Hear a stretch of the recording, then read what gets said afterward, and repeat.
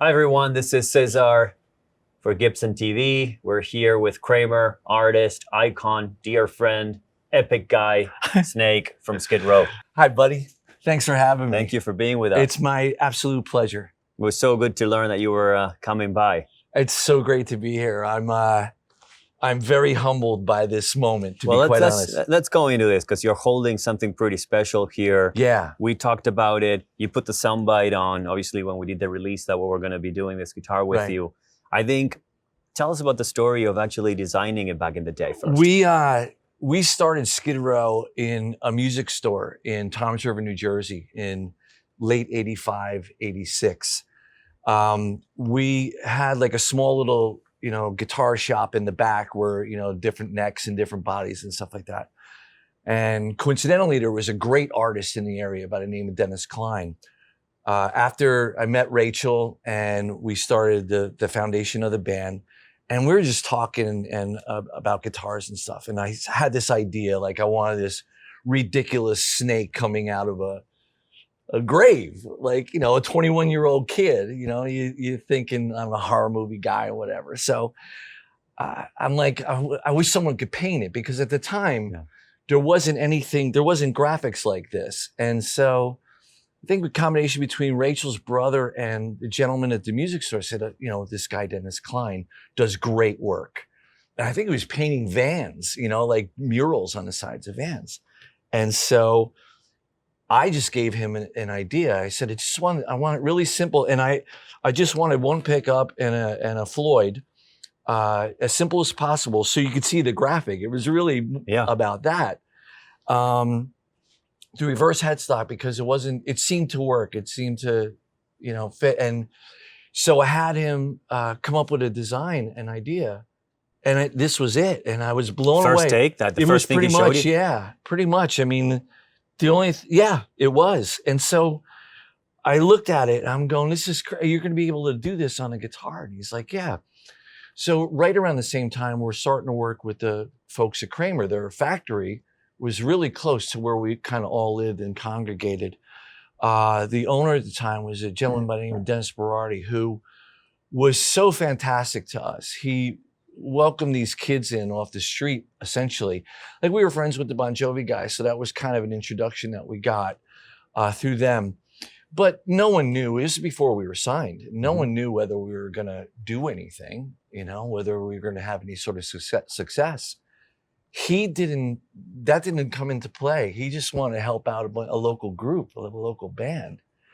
And so they were able to, in time, put this together for me at the factory. And there was only one of them. And I used it throughout the whole 89, 90 tour. Well, first, before the tours, what records is this guitar on? It's on our first record. It's on the debut, the Skid Row debut. And it's also on Slave to the Grind, but it's on the debut quite a bit. And because we were broke, man, we were poor. And so any gifts were obviously well appreciated, but it was very humbling too, because they didn't have to be that kind to us. And so when we went in, we wanted to support it as much as possible. And then, so the first record had a modicum of success, and we go and we do the Moscow Music Peace Festival, which was a big deal for Kramer too, because they were a big sponsor and proponent of it. So I looked at the ad of all the artists that were in that Kramer photo, and Richie Sambora, and Nikki Sixx, and Mick Mars, and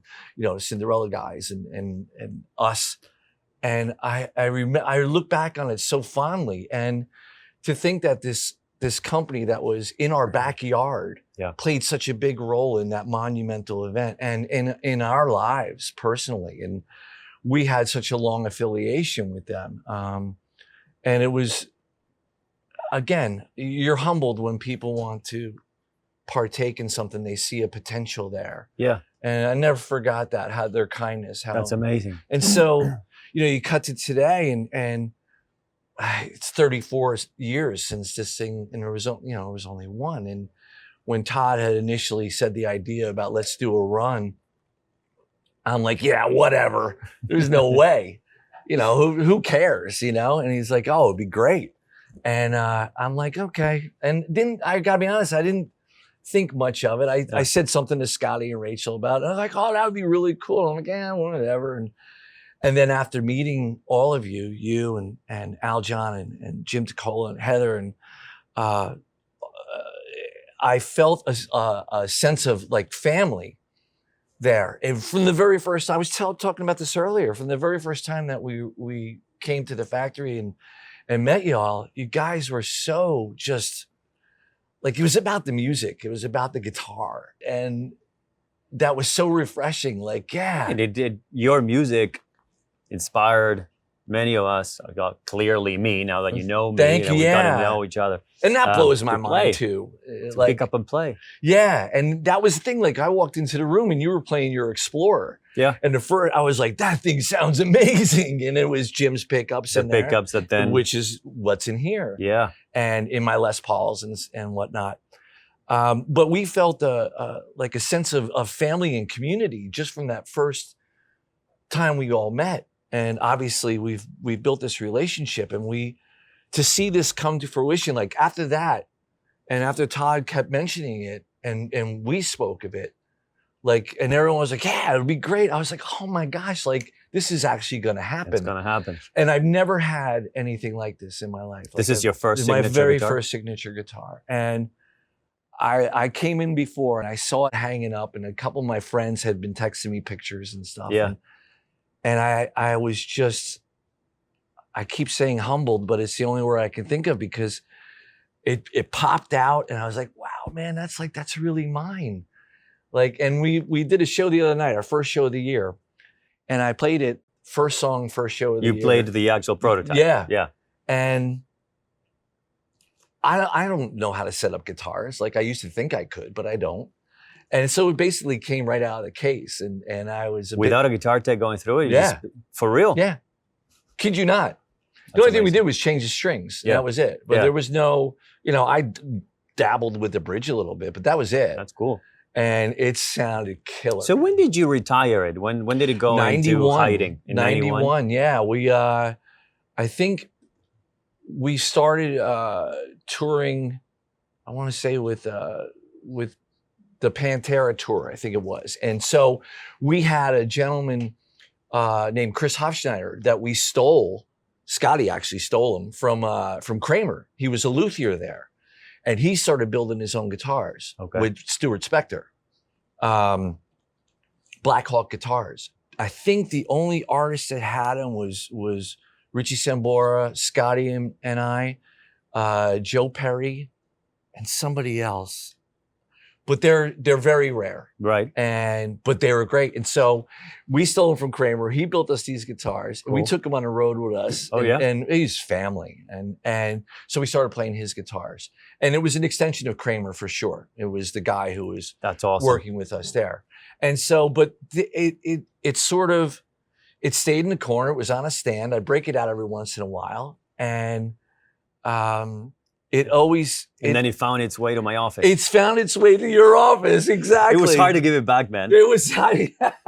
it took me like 3 months to decide, all right, I got to send it back. I appreciate that, because it holds a special place. It's like, it's part of where the band's beginnings really were. I mean, 85, 86 was where this band started. I wish I had a picture of you with the skin tights and the picture of the guitar right now to show everybody. Yeah, but you can go to Google and search for Snake Kramer, and you'll find this dude. I was a much better wearing more makeup than a female artist. I was a better looking woman back then, that's for sure. So wait a minute, one more question. Yes.